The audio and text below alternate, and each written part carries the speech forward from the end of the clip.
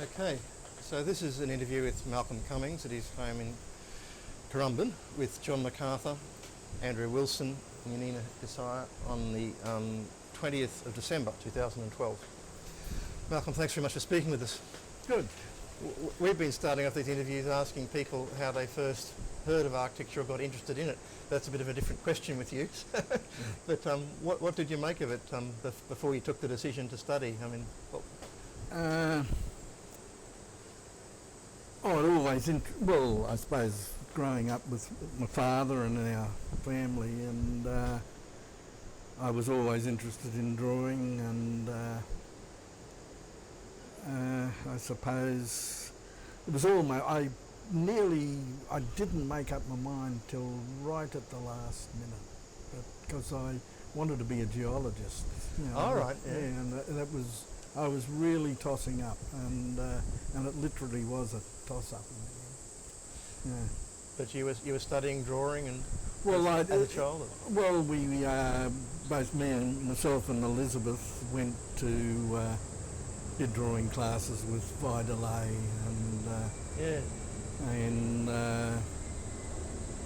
so there was always that, and of course, my father took me to building sites or to engineering events as they happened, and I was always interested. Yeah, we're talking to Duncan McPhee, and he remembers being in Vidalay's drawing classes with you and Elizabeth. Yeah, that'll be right. Yeah. Yeah. So, when did you start at the university? At the university, I started in '54, I think it was. Yeah. I'm not good with dates. That's fine, we can check up the details later. later. No, it was 54. Yeah. 54 through to 60. And what classmates do you remember from those first couple of years of studying? You'd mentioned Duncan McPhee. The classes were very small then. I think we started with probably 6 and maybe 7. Yeah, there was Duncan McPhee. What's his name? Strawn. Oh God, I forget his first name. Scoro? No, Strawn. And Richie somebody, and a bloke from North Queensland. They were called.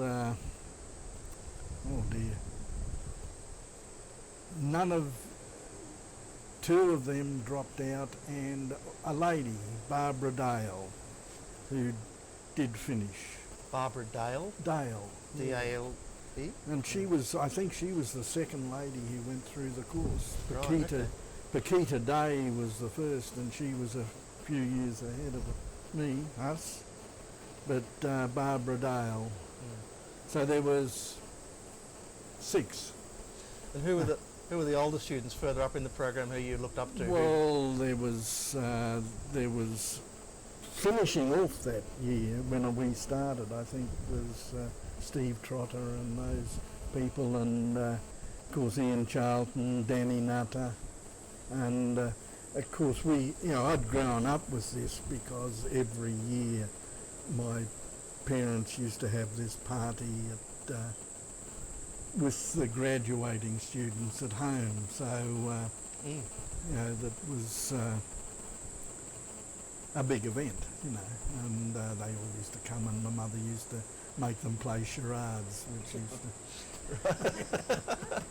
She loved bossing people around, telling them what to do. But anyway, so that was, and in fact, I think probably at those things, because there were so few of them,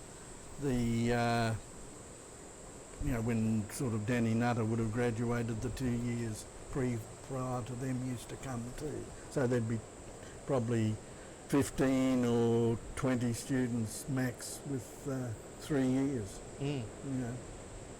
And so all of those people, I think Pat Moroney was 1 year ahead of me, and Tony Hensel and Rod Pegas, I think, were 1 year ahead of me, and 2 years ahead of me, gosh.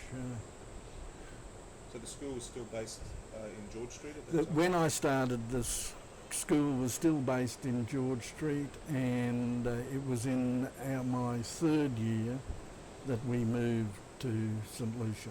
Yeah. Mm. Mm. And who was involved in teaching at the time? Who did you have most contact with? Oh, we've microphone off. Yeah. Let me do it. You probably can't see from your angle. There we go. I think the only permanent, the staff members were Father and Bruce Lucas, really, at that time. And in the first years, and all our other teachers were practicing architects.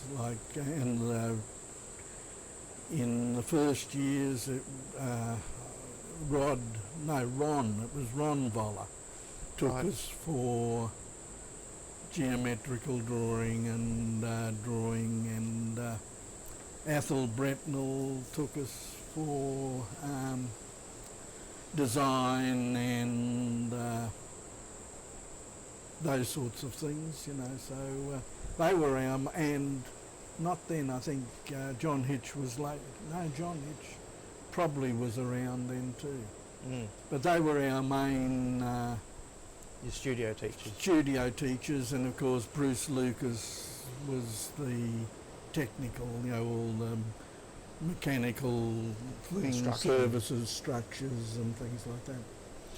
And did your father give lectures? He gave them Yeah, most of the yeah, history content, and I think he did in the early years. I think in later years he tried to avoid me because to keep yeah, it. it'd be difficult with the personal Yeah, relationship. so he didn't mark any. He didn't.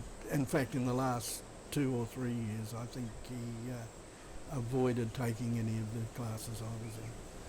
But in general, he was covering the history curriculum. He did. He covered the history and colour. He was Colour was a big thing. big on colour. Yeah. Faber Biren and all that. He was great on the theory of colour and And- things. He was spending a fair bit of time doing outreach stuff, looking at building public interest in architecture too, talking on the radio. And Yes. The time. He had that radio, interview that went, for some time, I think. So the sort of lectures he was giving on architecture at the university, were they attended by people outside the architecture school, by art students, or was it just for you people in the No, course? I think the only, there was I think engineering students did one subject with us, and that was, I think, structure and design or something. It was, and I think some surveying students did some things with us, but there was no, they were the only there were no art students. We did go to the art school up in the Central Technical College and do drawing there, freehand drawing. Like life drawing and freehand? Well, no, unfortunately it wasn't live drawing, but Right. no, yeah. we had plaster casts Oh, I see. Right. Yes. Yeah. of hands and things like that to draw, which was pretty boring. But we did go outside too. And was Carl Langer involved in teaching at that stage? Yeah, Carl Lang took us in town planning. But we didn't start planning until about third year, I think, or maybe fourth year. Fourth year, yeah. I think Fourth year. Yeah, so it's a bit like, I guess, an urban design Well, project, or no, it wasn't urban. I don't think nobody had knew the word urban know. design then. that's right. But equivalent to that, what we might think of urban design today. Yes, it was sort of local planning, really. It wasn't broad brush planning. It was, and that started because we were certainly out at the university then, and it was at night, and fourth year it would have been. This is way into detail, but we're a bit curious about the slide collections that the school had. So Yeah. there's a a few hundred, 500 or 600 glass plate slides, 2¼ square Yeah. glass plate slides. It would have been for an old-fashioned magic lantern machine that looked like the history curriculum, and we've been sort of trying to work out how they fitted against your father's lectures and so on. But there's also a lot of 35mm slides that he left to Ian Cinnamon, and Ian Cinnamon passed on to me. So do you recall when there were big sort of showpiece lectures, what were they lecturing from? Were they using these very old glass plates, or were they more modern? No, they used those, and I think there was overhead projection too. There was quite a bit of that, with things shoved under that.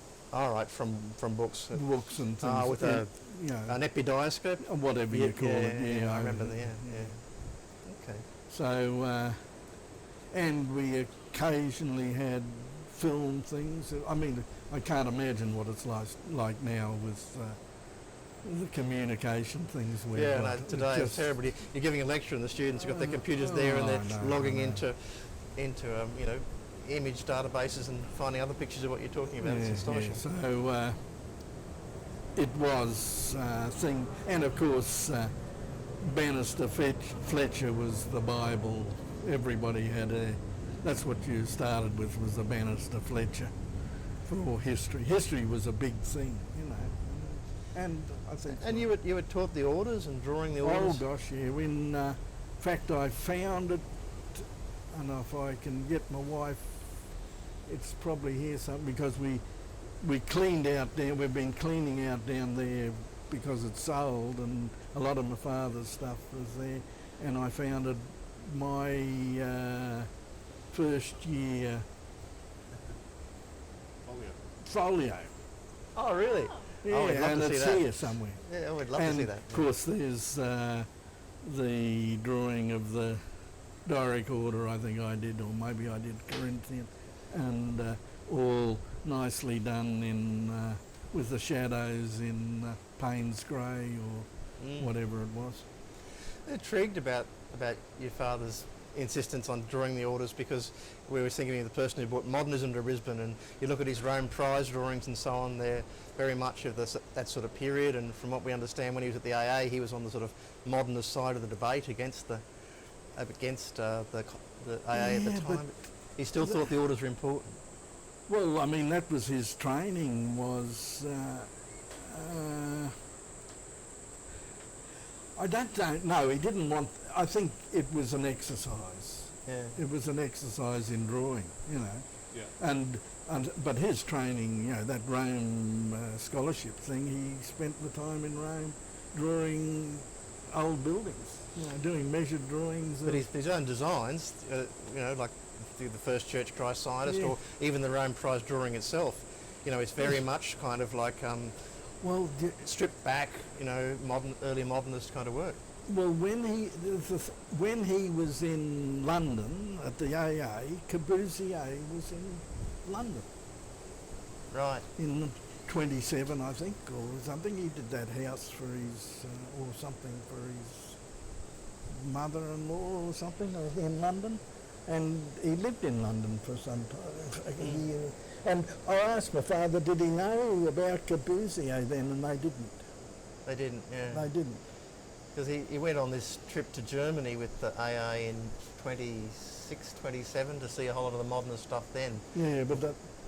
But they were more focused on Germany and on the Netherlands, I'd say. Yeah.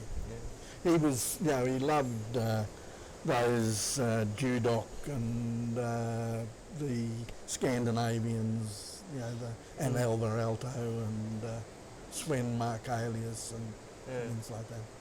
And that was, I guess, a common taste at the time, to prefer that kind of brick modernism. The brick modernism. Yeah, but do you have any sense about what it was that attracted him in particular? Did he talk about that at all? We didn't talk much about architecture, I don't think. Right. Yeah, awkward, I guess. It was awkward. Yeah. You know what it's like when you're that age. It was almost war. Right, I see. Yeah. And as students, what did you think at the time was the interesting architecture in Brisbane? Were Lucas and Cummings and Langer still interesting, or were they sort of a bit past it by then? What were you looking at? Oh, we didn't. They weren't. No, we were looking at the young bloods, the John Daltons and the Peter Heathwoods who just graduated and what they were doing, and Hazen Scott, of course. Yeah. Hazen Scott were the earliest, but you know, when I was a student, somebody, you know, in the office, somebody'd say, "Oh, Peter Heathwood's got this house out in Indooroopilly, so and it's nearly finished. We should go and have a look." It keeps dropping off, doesn't it? It's got sharp teeth on it too. I might double your shirt over. It's got more thickness to grab onto. Yep. And we'd go out and have a look at it, and of course tear it to pieces, you know. All right, you're a bit We were all, you know, there was, you know, or John Dalton and people like that who were, and Rob Gibson too. Mm. What did you make of Birrell? Yeah, well, Birrell was interesting. You know,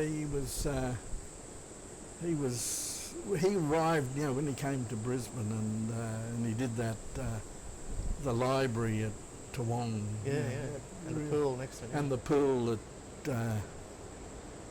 you know, and he was a character. Yeah. Still is. Yes, he is. Yeah. I see him every now and then. So you worked for Hazen Scott as a student. Were they the first office that you worked? No, I worked for the first office I worked for was, I think, I was lucky because my father could get me, Yes. you know, and jobs. And so before I did architecture, I worked in Athol Bretnell's office, and he only had one employee. It was in this funny building in Wickham Terrace, and he had one room in the top, and there was Athol and David Legg, and I was the boy. And I remember, you know, you just think of technology, and I think we used to crawl out onto the roof, and there was a little bit of flat roof, and we had the machine where you'd do the die line. Well, yeah, it was a die line machine. Yeah, yes. And that was better than taking it to Commercial Blueprint Company, which was the only company, and you only got blueprints there. But you put it out in the sun, and you had to judge the day, whether it was 3 minutes or 4 minutes. And It's like that when we started, wasn't it? We were taught that in our first year. in the first year, Back in the 70s. 70s, you was, because by the time I can remember when I was working at Hazen Scott, and this was in my first years.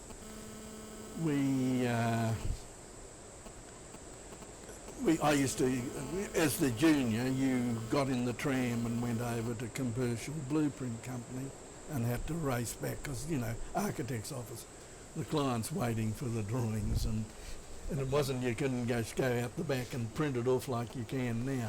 Yes. Somebody had to jump in the tram, go over to Commercial Blue, wait and come back. And of course they were blueprints then, which were a pain because you can't draw on them like you can. Do you remember particular projects of Hazen Scott that you worked on? Yeah.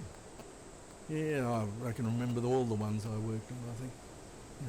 So you worked on the Jacoby house? I did the drawings for the Jacoby house, and I worked on the Slotkovsky house At the Gold Coast? and I worked on the Griffiths house, which was at the Gold House. I did some details on the greenhouse. I did, George did that.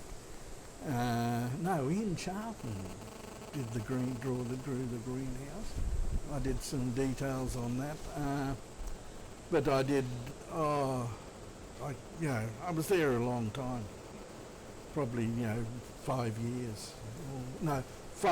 3 years full time, and then later, part time.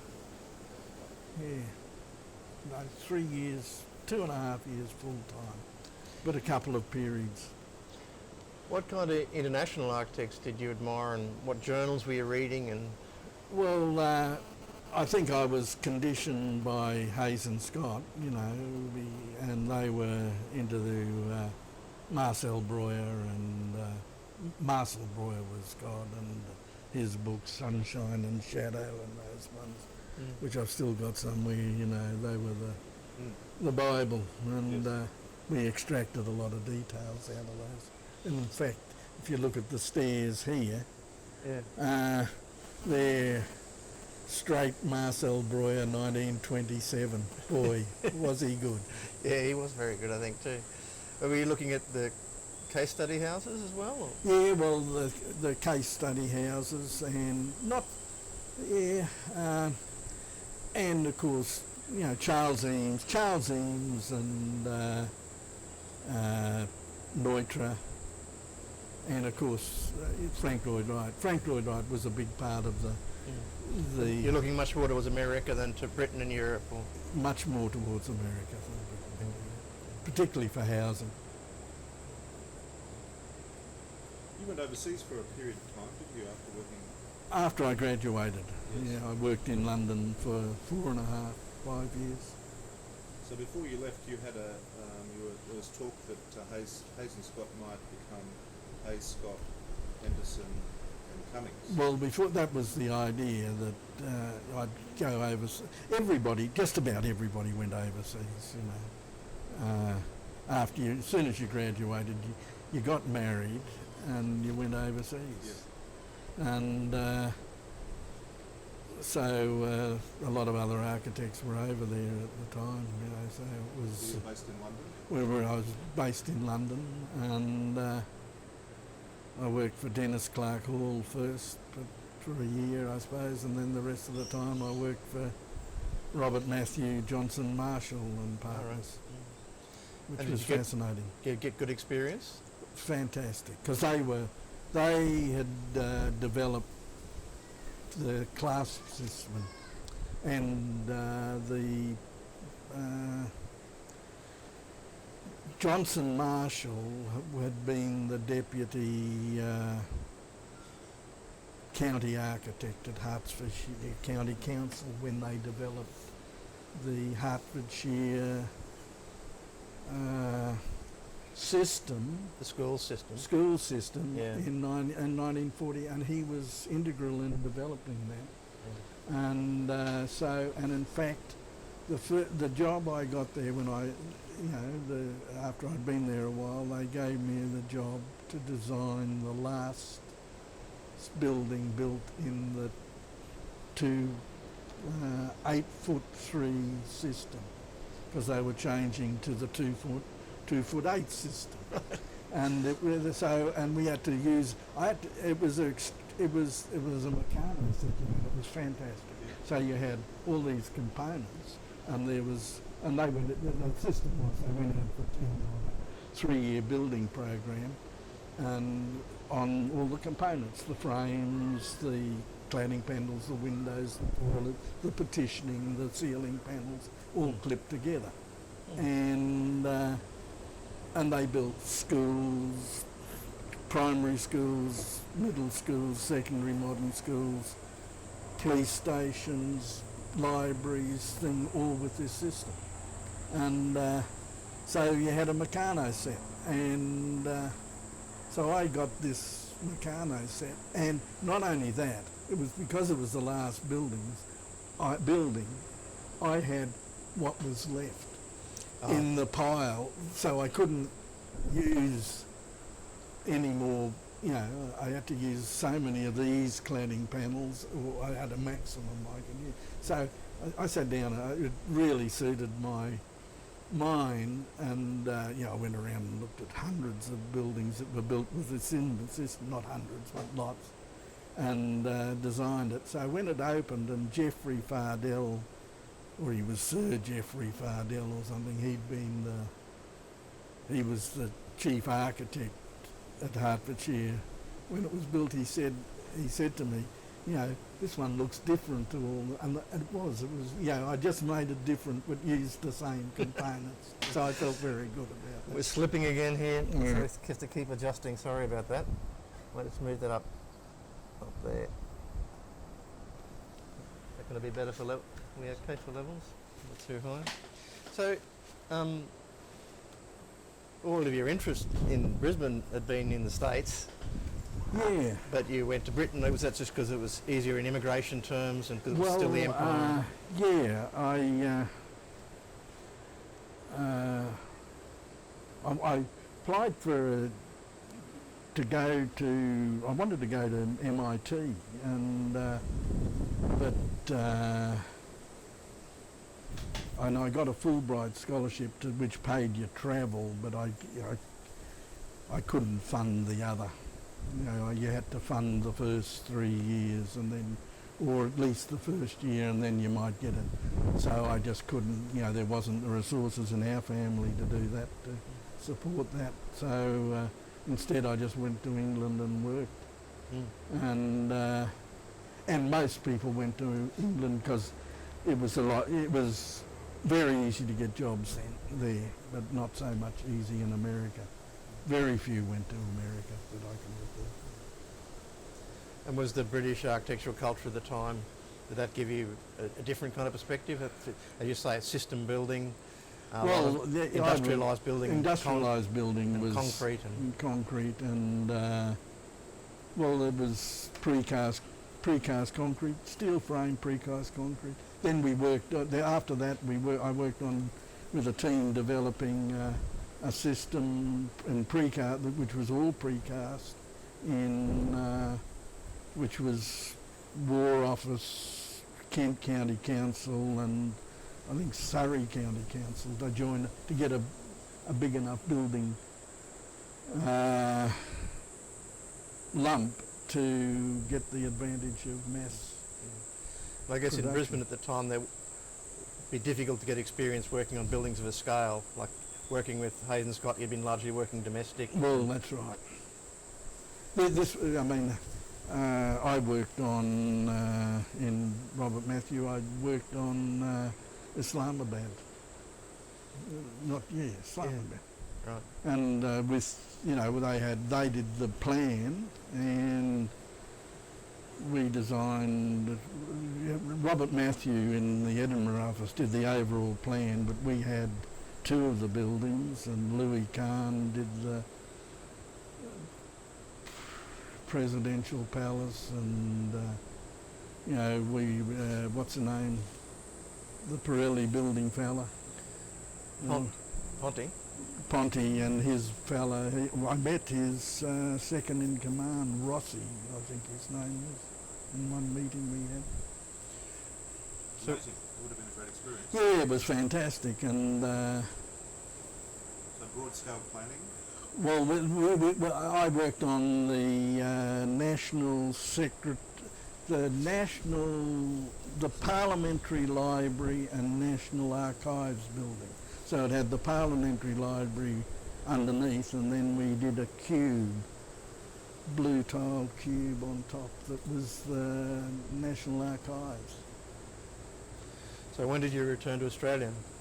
1965. And what did you do next? Where did you Well, work? I went back to Hayes and Scott. Okay. And the idea was they were waiting for me to make up my mind before they printed the letterheads, because it was going to be Hayes, Scott, Henderson and Cummings, and anyway, after 6 months I wasn't comfortable there. It was The idea was that you were going to run the Gold Coast. well, perhaps that was some idea that I'd, because Eddie Hayes used to come down every Friday or something, and they had a lot of work on the Gold Coast, just houses, mainly houses, some small unit blocks. But so I saw this ad in the Brisbane Courier Mail that said, architect, and you heard David Bell was desperate for architects, and he was offering £45 a week, whereas I think I was getting 22 at Hayes and Scott. So double. So that's what you had to do on the Gold Coast to get people to work for you, and And you already knew the Gold Coast because your parents had the Yeah, house we here? had here. That one there was my parents' holiday house. So. And my father had, I think he moved down here, I think he retired and moved there in 67, but Yeah. he was still living in Brisbane then. Mm. And so I decided I wasn't interested in Hayes and Scott. I think they were past their time somehow about then. I think they'd gone as far as they could go. Yeah. And I think that proved, you know, Well, they were also looking to do larger projects, weren't they? they were looking to do larger projects, and I don't think they did them very as well as they handled the other, you know, somehow. Not that Yeah, one more go at twisting this around. I keep putting it one way and Well, towards the hold on. other. And let me just try it again like that. Okay. So what I happened went next? so I came down here and we moved, and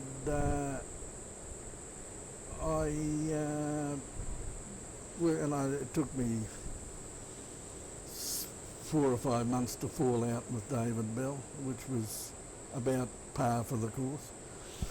That was his problem, and all the other architects on the Gold Coast, except for Barry Barnes, had done the same thing. You know, Owen Ryan first worked for him for 6 months and fallen out and gone out, and he came to Coolangatta, and Ron Burling before me, so I followed Ron Burling, and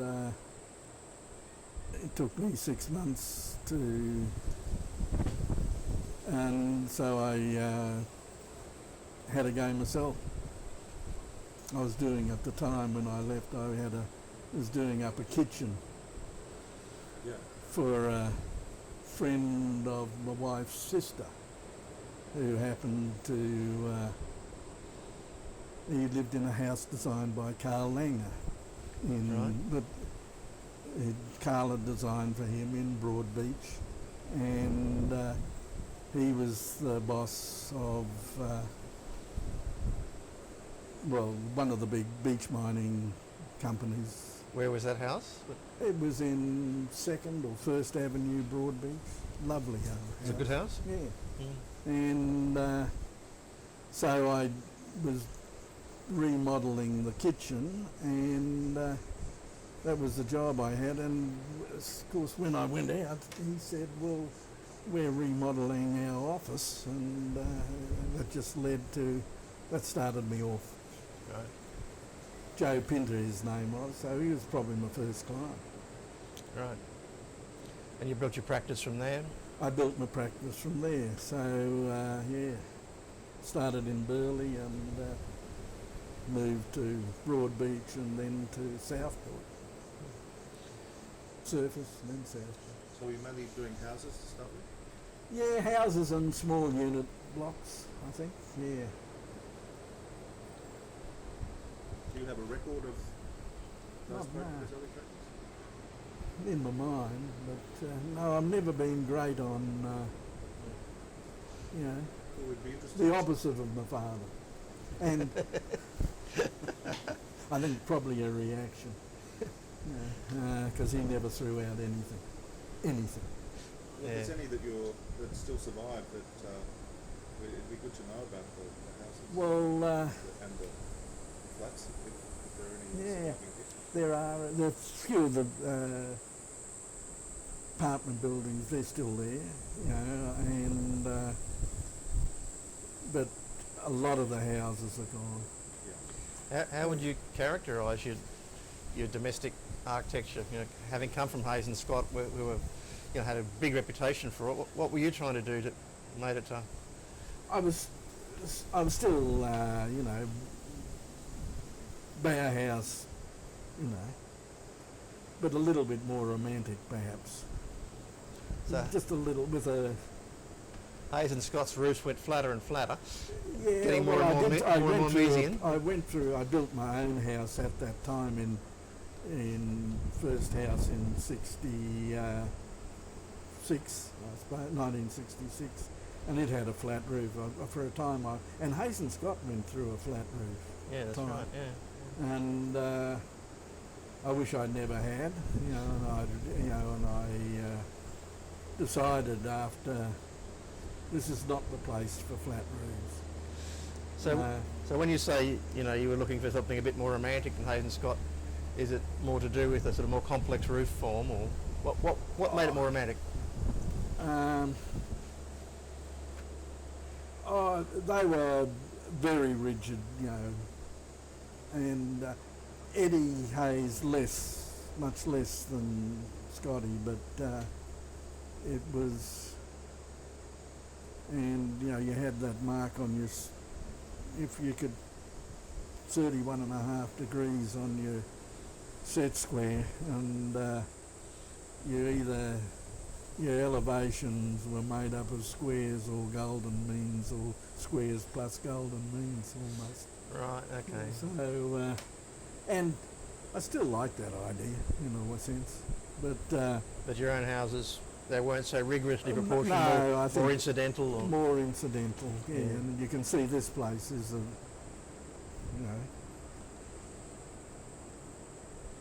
but it took me for a while to get out of flat roofs, but once I had, and I must admit, I've never done a house with a tiled roof. I refuse to do that.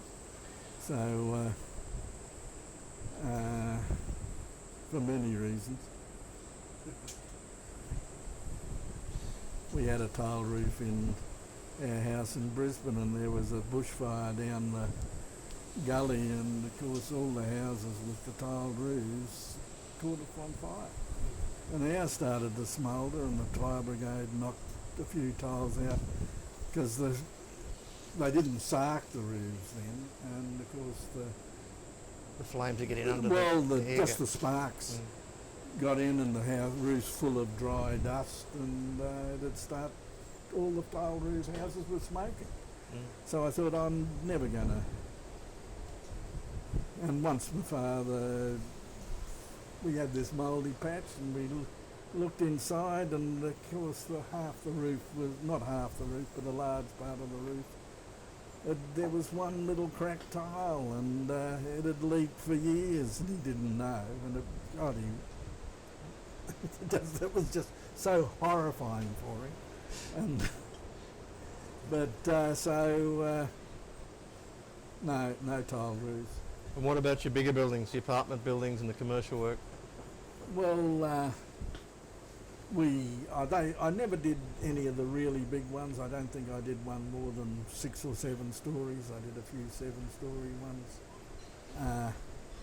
We mainly did, later on we got in, we did work on Sanctuary Cove. We were and then we got into more planning residential things like Royal Pines, the housing there, and which were sort of initially planning orientated jobs. Your first houses in the late 60s, I guess, the Gold Coast. Yeah. Were they mainly holiday houses? They were. Well, no. Probably mainly. My office was in Burleigh, and I probably did 4 or 5 houses for local shopkeepers. Okay. And I did do. I had a lot, friends like John here, who you met when you came. His brother. I did an early house, which is still up on the hill at Currumbin. I did half a dozen houses probably on Currumbin Hill through contacts from when I was a kid, and they're still there. One for, I don't know if you remember Barney Bornhorse. He was an engineer in Brisbane.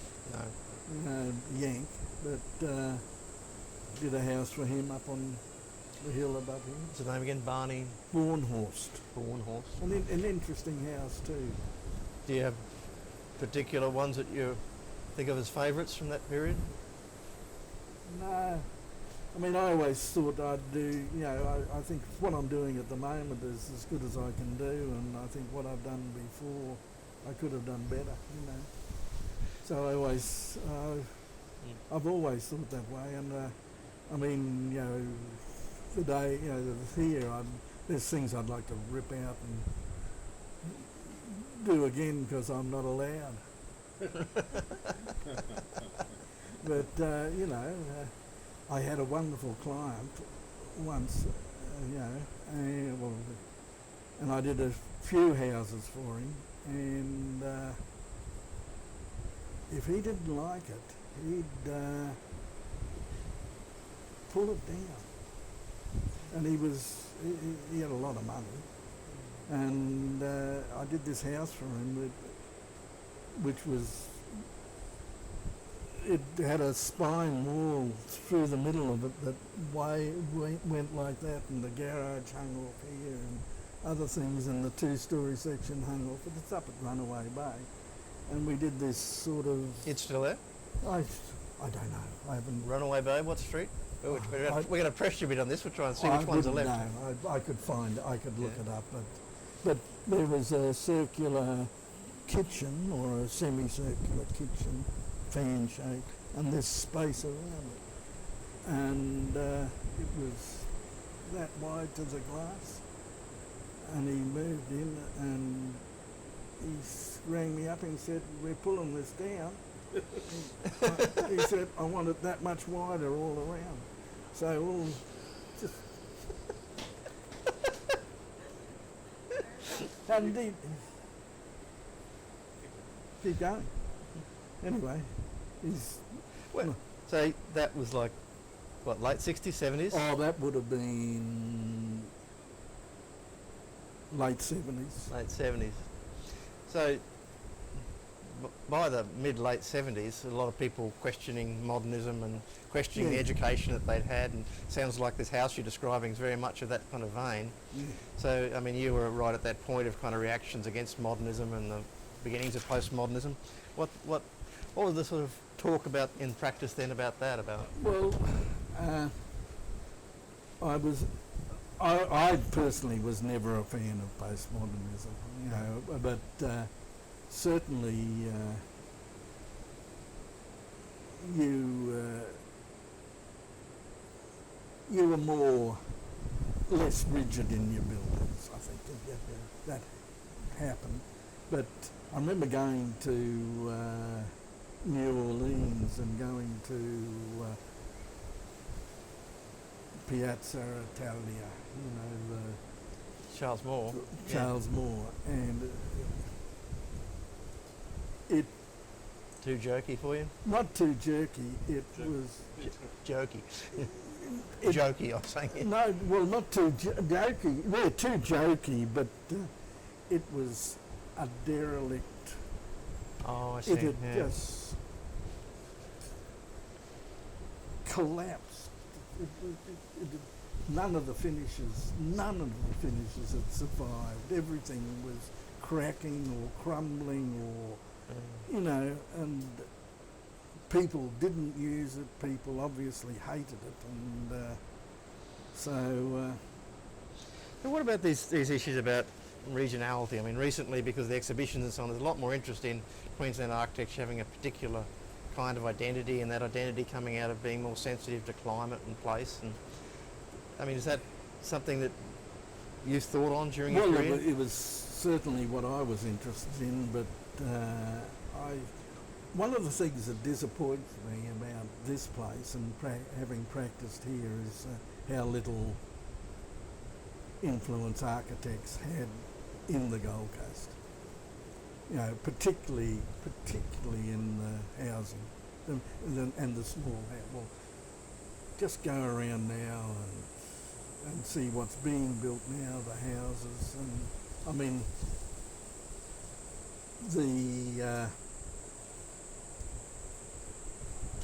you know, I worked with two different project home builders in the time, and in the end they reverted to they couldn't compete. Cost-wise, they couldn't compete with the hookers and the things, and so Was climatic design important in your education? Oh, it was huge. Because Langer had done that book in 42, but we found out your father had done something similar Yes, even earlier. and that we used the sun charts that my father had been involved in, and Carl Langer, and it was very much part of the teaching. Right. Was orientation, ventilation. Your father was involved in the sun chart development. I think so, yeah. If I can recall. Yeah.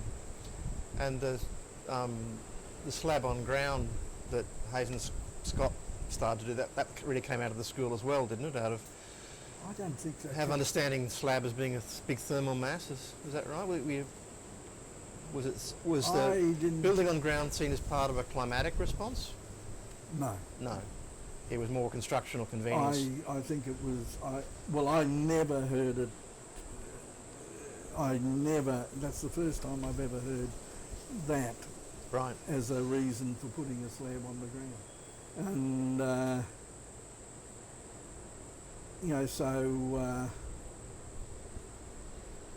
no. So Hayes and Scott certainly were in the forefront on slab on ground, and I can remember doing a house which was out when I was in Hayes and Scott, and that would have been probably in late 50s, 58, 59, my last years there, 59, and it was being financed by the war, the War Service Home. War Service Homes. So Yeah. the house in Mount Cravat you told me about before. Yeah, Mount Cravat, I think, and they slab on ground, because that's what we did. Hayes and Scott, we did a lot of slabs on ground. So this fella, we designed. Warhogs wouldn't approve it, so we had to, they'd never approved a slab on the ground. And not War Office, War Service Homes. And so we had to get all this information. In the end, we had to put down a blinding slab and then have a reinforced blinding slab, and then a special membrane and thing to get it passed. But so later on in your own house practice, when you were saying you're loosening up from some of the modernist orthodoxies, again, was like climate or tradition or place specificity, was there a sense that the kind of modernism that Hayes and Scott had been involved in was too rigid for Queensland? Or you talked about the proportions before, but I also wondered about climatic suitability. Well, I think it worked, climate. The overhangs. Look at the standard house now. If you get an overhang, it's 450 mil. And drive up, go and have a look at most of the things on Sovereign Island and what's known. There's not an overhang on any. The Tuscan villas and things like that, and the McMansions or whatever. So, you can't put overhangs because you've got to fill the whole site. And you've got to fill to the building thing, and if you put an overhang beyond that, well, sometimes it's not allowed. So, and that's something in our bylaws that is appalling, because though being able to cover 50% of the site and more is appalling too, but that's... Jumping about a bit, but we're interested in the conference that happened in Brisbane in '67. That must have been soon after your return. It was. So we're interested because there's sound like a very lively student conference, an institute conference on in the same year. Did you attend either of them? Or? Yes, I did, I think, yeah. Do you remember much about it? Because Giaponti came out for the student one, and you talked about him before in Islamabad working for Marshall. What's his name? That Rem Koolhaas was there. Was he there, or that was a later one? No, so it's a later conference, yeah. Tony William from the AA. Yeah, I can remember going. Yeah, I can't remember a lot about it. I think Paul Ritter was at the Institute one. Yeah, can't remember. There was a state conference, I think, at The Broad Beach Hotel, yeah, the Broad Beach or the Chevron the Hotel. Chevron, I think. Yeah, that was immediately after I came back. It was appalling. Okay. In fact, I won't say, I just, You can say it. I can. Well, I mean, Dean Prangley was the president of the institute, the local institute, and pompous fellow he was, and I mean, anyway, they had a summing up session at the end.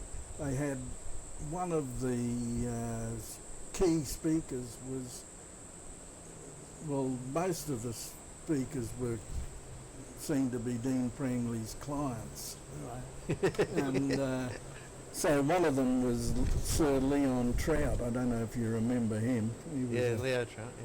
famous Brisbane character. Anyway, he was the key speaker, and he abused architects. He got up and abused professionals generally, and architects in particular. And the other fella was some big head of some big insurance company who Prangley was doing a building for, and I mean, that were the two main speakers. And so they had a summing up session. I got up and said, you know, I don't know what's happening here, but there hasn't been much about architecture at this thing. There wasn't. And everybody, yeah, but anyway, that was I'd just come back fresh off the boat from Yes. England, I think. Because we're looking at this whole period from 45 to 75. I wonder now, in retrospect, what do you think the really significant buildings in Queensland were in that period? Oh gosh. I mean, would you put the Langer Hotel in that, for instance? That's interesting.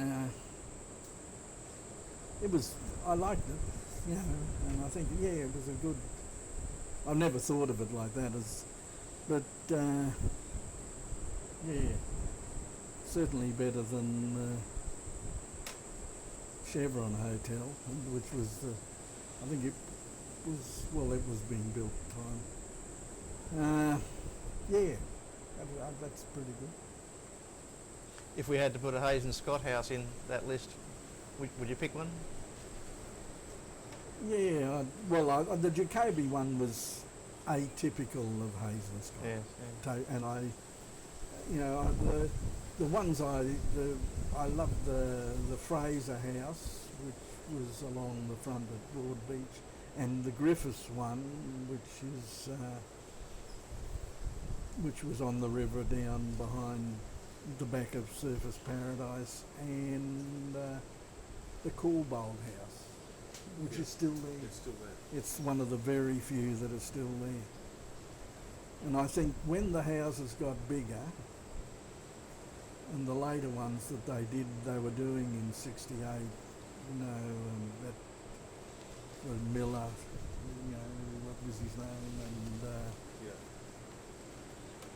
which weren't controlled in plan and had to have flat roofs because you couldn't have put any other sort of roof on them unless you did the 45-degree angle as they do. You just build up a multiple hip roof. Yes.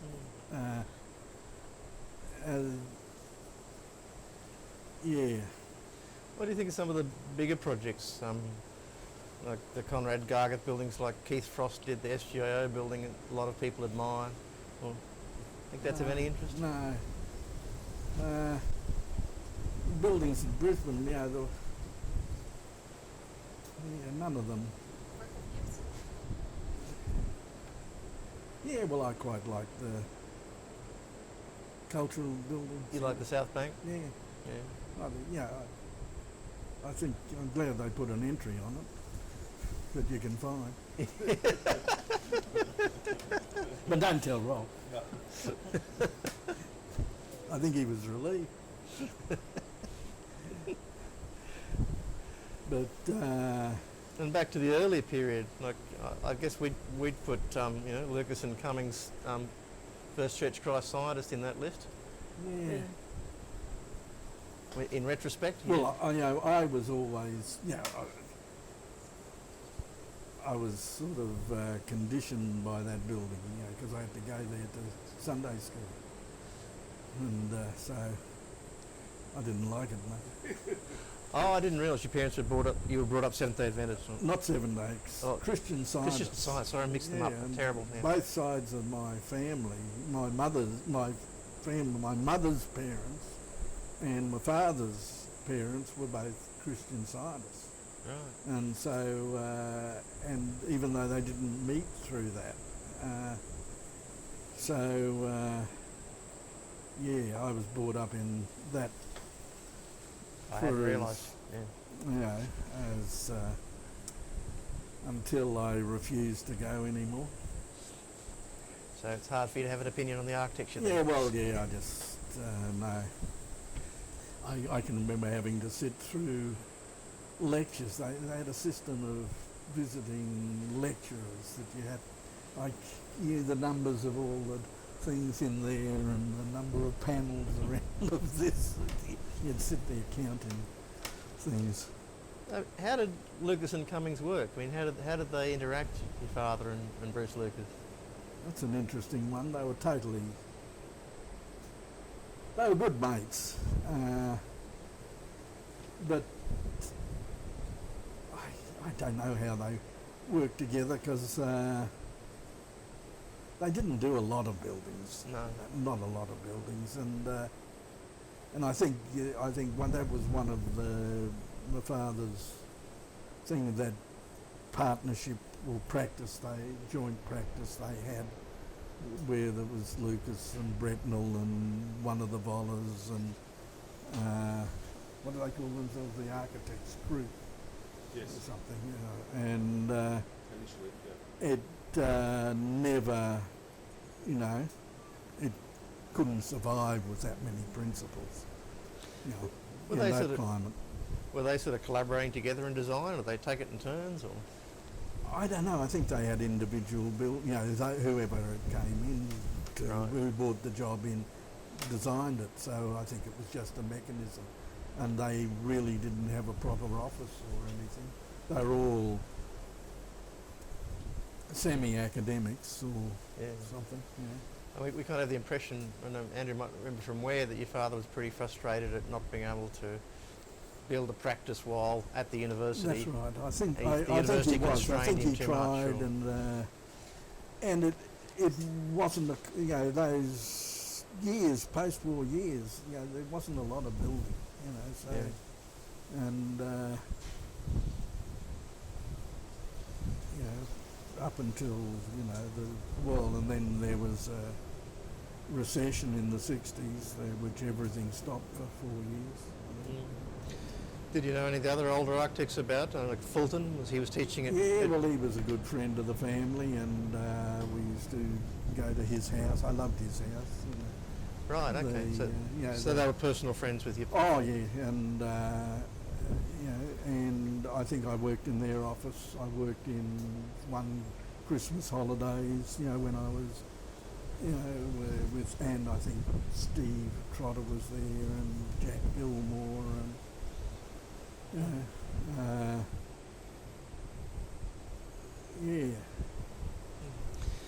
And were your parents friends with the Langers at a personal very level? good friends. They were Auntie Gertrude and Uncle Carl to me. Right. And we found something in your father's diaries about them travelling together to Japan, is that right? I don't remember that. Yeah. No, I don't remember that. I don't. back to your father's interest in colour, could you maybe give some sense of what that meant for architecture? How did he see colour's role for architecture? Well, I mean, we went through a stage when he wasn't less interested, but people used to. I remember there's this house. I can remember it it was a big house built along Hedges Avenue, and the proud owner photograph in the bulletin, she'd managed to use 47 of from Taubman's colour chart in her house. So that was very good at the time. So, but that wasn't my father's thing. I think he was quite interested in colour theory and did a lot of study on it, I think. You know, and he was interested in acoustics too. So he was hired as an acoustic consultant at the time and as a colour consultant, I think. And I think in conjunction with Athol Bretnall, I think they had something going on that. So Athol moved from Sydney. When you worked for him, was it significant that he'd recently moved up from Sydney? I didn't know that.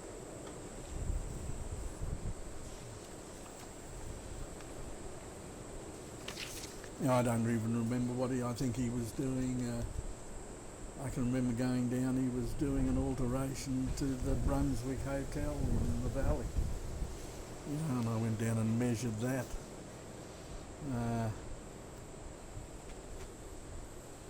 But I also did, quite a big extension to another Carl Langer house, which was in Southport. Which, if you're just thinking of things, which was for Rudy Levy, a local doctor. So that was, I've seen, that had a pergola. It did, and it was a landlocked block. It had a Battle axe block.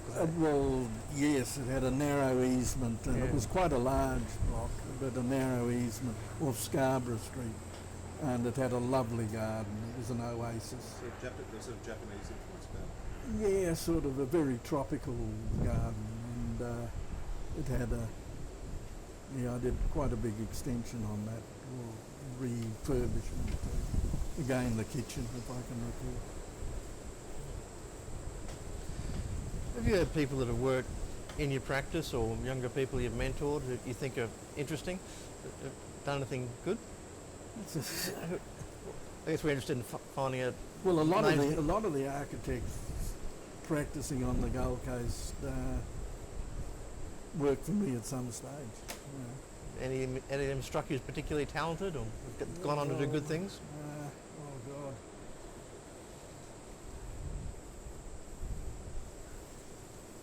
I'm trying to think.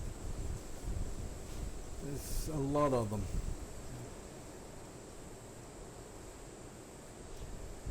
That's a hard question. Well, we've got a list of questions here which you can fill out later and return at your leisure. So I'd like to think about that one.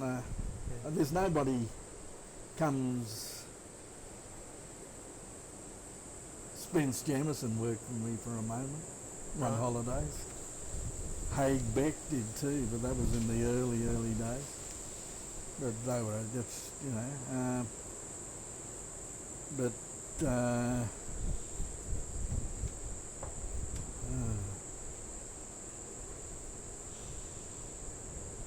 I'm trying to think. It's hard. I think we're getting toward the end of my questions. But what have we forgotten, Janina? I don't.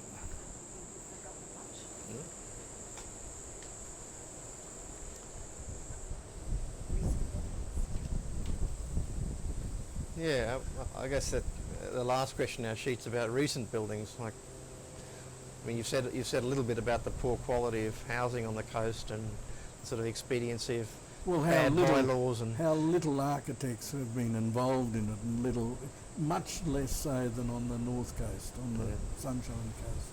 Yeah. And I think that the built environment in our residential areas shows.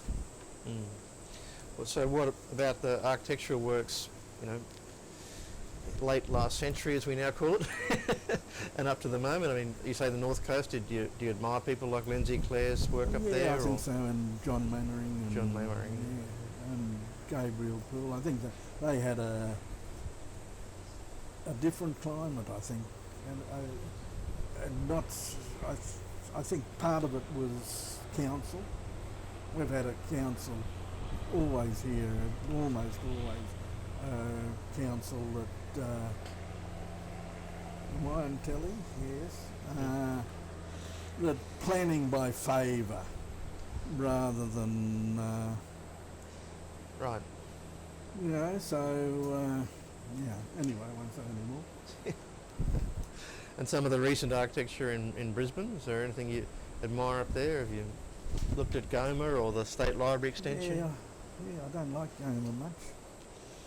Mm. You know, and I don't like the State Library extension that much, you know. But I think Goma suffers from being trying to be a big house. It is said, not only by you. You know, it's, and you know, in fact, I like Rob's spaces better. I think.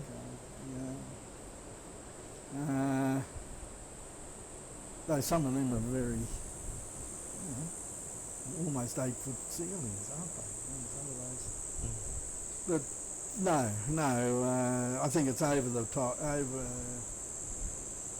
the spaciousness in,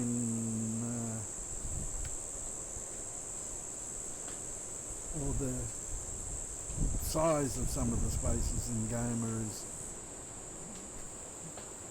makes for displaying artworks is a little bit out of sync. But there's one question we haven't asked, it just occurs to me, is like the visual arts, because you had an upbringing that valued the visual arts a lot, and looking around the house I can see you've got a pretty interesting collection of all kinds of objects. I mean, has that been a lifelong interest? Oh yeah, and with my wife too. Yeah. So, and a lot of it's travel stuff, but a lot of it's, you know. You'd think that awareness of the arts is an important part of an architect's education, I think so. and their sensibility. I always felt, and I always felt that, you know, if you can't draw, you shouldn't be an architect, almost. Because I think drawing is the connection between what's there and... And having a sister as a prominent painter must have kept you interested as well. Yeah, I can't draw as well as her. We've there's the great portrait of your father that Elizabeth painted that the staff bought when he retired. We just had it conserved. It didn't actually need conservation, but we've just had it looked at and cleaned, and it's going to be packed behind so it'll last another few decades. But we're looking forward to getting that back from the art gallery and putting it back up in the school. We might call it quits then, so thanks very much, Malcolm. That's good.